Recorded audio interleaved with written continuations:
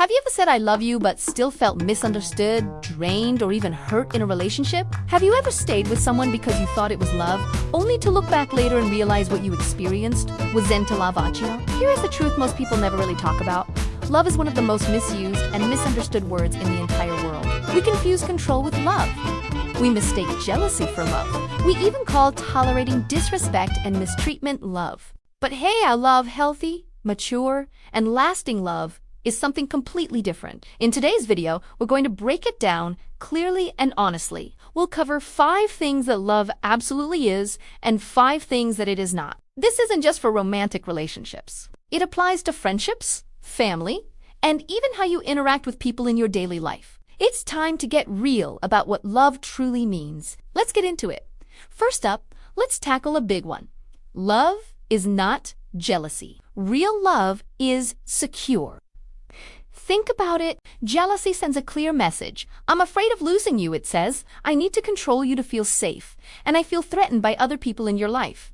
But love doesn't operate from a place of fear. It operates from a place of security and deep trust. Jealousy is almost always rooted in personal insecurity, a habit of comparing yourself to others, or unhealed emotional wounds from the past. And while some people try to justify jealousy by saying it just means they care a lot, the hard truth is that excessive jealousy is like a slow-acting poison in any relationship. It erodes trust and creates a suffocating atmosphere. Real love, on the other hand, celebrates the people in your life instead of competing with them. It doesn't feel threatened when your partner gets a promotion, when your friend makes a new connection, or when someone you care about shines. Secure love says, your growth makes me happy for you. Because we're a team.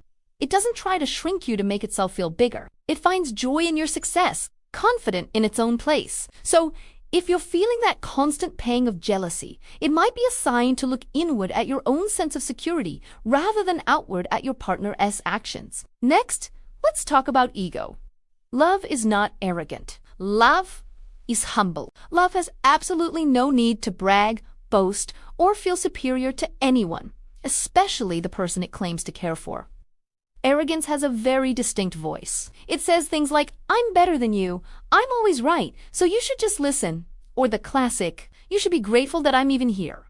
Love would never speak that way. Love is humble, it's teachable, and it's grounded in reality. It doesn't turn its achievements into weapons to win arguments. It doesn't use money, status, or intelligence to silence the other person's voice. When genuine love is present in a room, people feel safe, seen, and valued, not small or insignificant. Pay close attention to this. If someone in your life constantly needs to remind you of their worth, their accomplishments, or how great they are often trying to patch up their own insecurity, not express love for you. True love doesn't need to announce its value. Its presence is felt through its actions, its kindness, and its humility. It creates a space where both people can be flawed, human, and equal.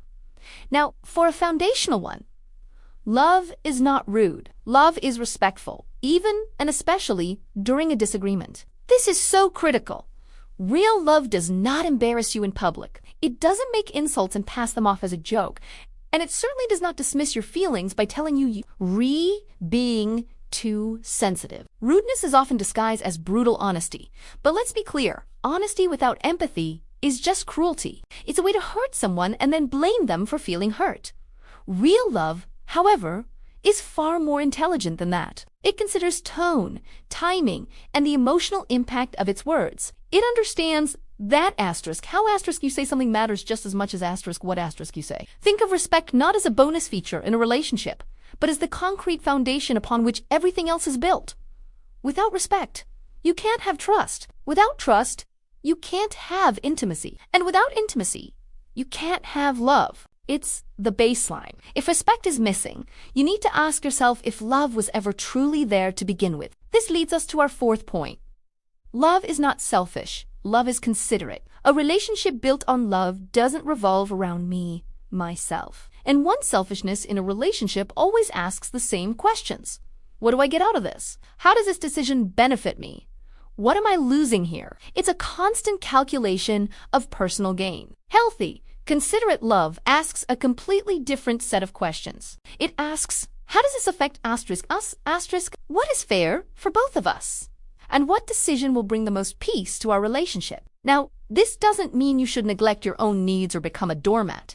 Self-love is vital, but it means understanding that a partnership is not a one-sided transaction. When two people are consistently and only putting themselves first, the connection between them inevitably withers and dies. There's no room for it to breathe. Love grows and flourishes in the space created by mutual consideration. It is about finding that beautiful balance where you care for yourself, asterisk and asterisk. You care for the well-being of the other person and the relationship as a whole. It's a shift from me to we. And finally, our fifth point. Love does not keep score, love forgives. A person who keeps score holds on to a mental notebook of every past mistake, every wrongdoing, every time you let them down. Scorekeeping sounds like this. After everything I've done for you, this is how you treat me. Or you always mess things up. Just like that time when... Or bringing up something from years ago in a totally unrelated argument. It is important to understand that forgiveness doesn't mean you forget what happened or that there are no consequences for hurtful actions. Accountability is crucial. But forgiveness means you choose healing over continued punishment. You choose to release the burden of resentment so that you can move forward. When every single argument becomes a history lesson of past failures, love slowly suffocates under the weight of it all. There's no room for growth or change. Healthy love addresses issues as they come up, learns the lesson from them, and then lets them go. It allows for a clean slate because it believes in the possibility of a better future, not one chained to the mistakes of the past. So, after all that, what is love? Let's put it all together. Love is patient and kind. It is respectful and trusting, and it is always willing to grow and evolve. Love consistently chooses understanding over winning an argument. It chooses peace over pride. It chooses connection over control. And most importantly, love is consistent. It's not about being perfect because no one is. It's about being intentional. It's a choice you make every single day in your actions, your words, and your attitude. So here's the real question for you today.